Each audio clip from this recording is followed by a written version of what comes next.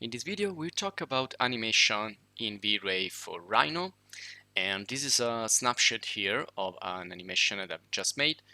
And you can see here that you have also the motion blur effect. We're gonna see how we can develop that as well, which is a characteristic of animation. But also you can use it like this for still images. Well, actually, animation is nothing but a series of still frames in a particular sequence. Now, this here also was the previous render when we talk about interior. So we're gonna switch into an exterior in this video. And well, everything that you learned so far about the rendering effects and parameters, you can apply it in the animation as well. Because again, there's no substantial difference between a still image, so one single render, and a series of renders. It's the same thing. You can use the same parameters here, and you can use it in animation just like you do in static renderings or standard renderings. Now this effect here is also pretty nice, and it's called volumetric light or volumetric fog.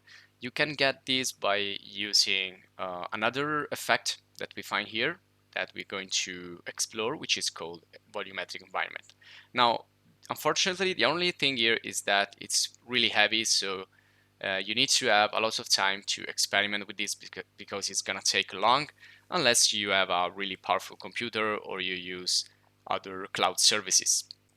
So I'm going to turn off the volumetric environment for now, and then we're gonna come to this later because again it's pretty heavy.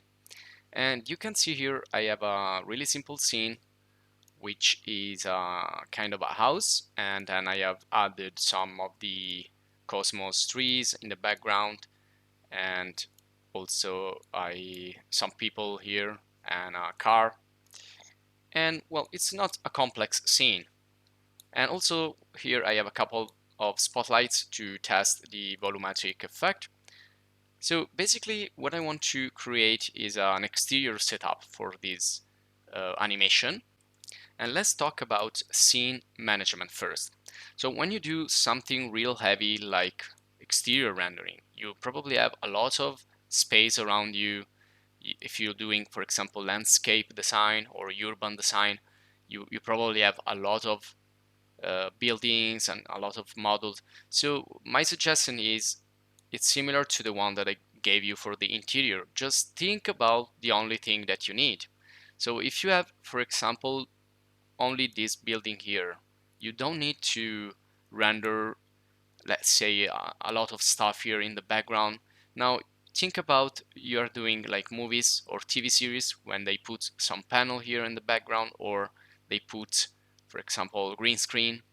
Well, other effects to or other techniques to limit the view of the camera are placing objects like trees, or also the fog effect. The fog, the environmental fog, it's also useful for that in movies, TV shows, or wherever.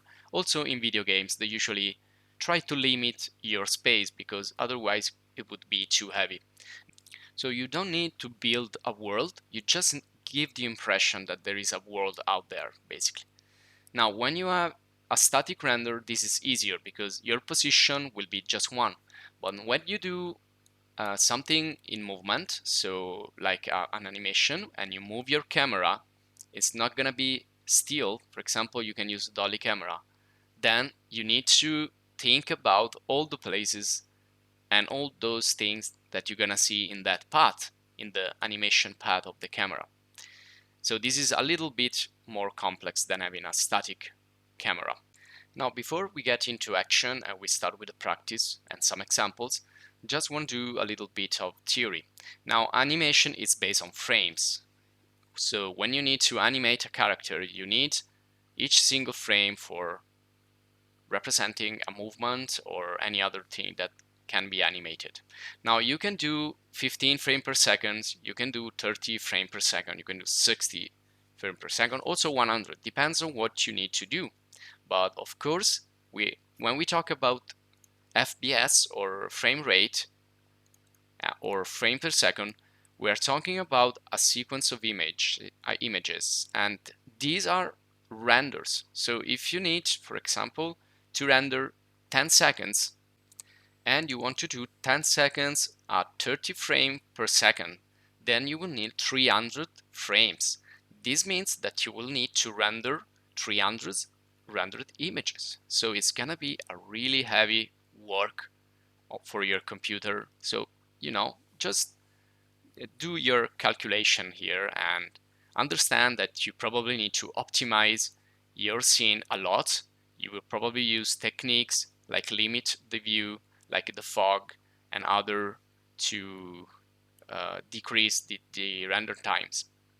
Okay, and also if you don't know what motion blur is this effect here where things appear like moving, and this is obtainable by changing a particular parameter in the camera, which is the shutter speed. So motion blur is related to shutter speed in cameras and in real life. So you can get also some extra information here. Volumetric environment, you can find here some examples. You can see that in reality, when you look at really far objects, they're gonna look well, less intense than the other because of the hair, because of the atmosphere. And then you have also some other examples here on how you can use volumetric fog and volumetric light. There you go, you can create all these effects. All right, now let's get started. And first of all, I need to create an animation here in Rhino.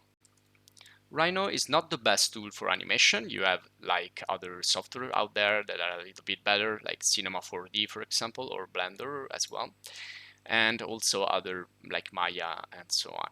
So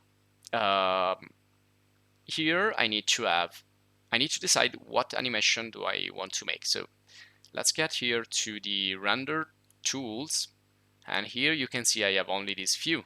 I can animate the sun, but I can do fly or walk through or set up a path for animation or 360 degrees turntable.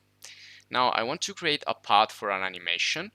So one thing I can do here is go to the curve, create a complex curve or just a single line. Now I'm just going to do a simple effect with a single line. So the first animation I want to do is from the inside towards the outside, and this will be my path basically. So I can apply this animation by going into the animation tools here and select the, well, let's get started with setup fly through. So I'm going to select this line, and this is where the theory comes into the practice. So I need to set